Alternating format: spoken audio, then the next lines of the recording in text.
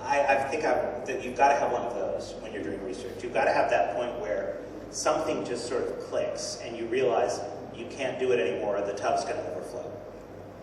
Sorry, one last To add on to what Sir says, do you follow a technique or a process? When I'm researching? Yeah, or when you write? You see for a living. When I write, I'm the worst example because I'm very disorganized and I'm very undisciplined about writing. But I am very organized and very disciplined about research. And I do tend to, it's different with each book. With this book, because there's so much material, I'm assembling a very detailed chronology.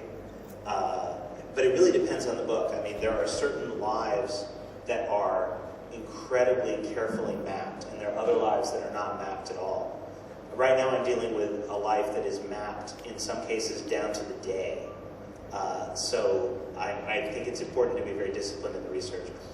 I wish I was more disciplined as a writer. I wish I was one of these writers who got up every morning at 7, and was at my desk by 7:15 and wrote rigorously until noon, but I don't. I'm very, I'll write. Some days I'll write all day and then I won't write for a week.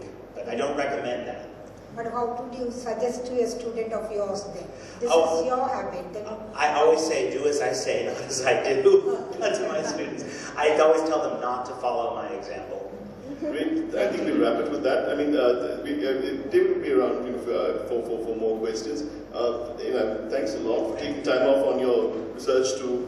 I think Bloomsbury has managed to get your books at really short notice. Yes. So they're available outside. They will be available to sign them and for further questions. Thank you.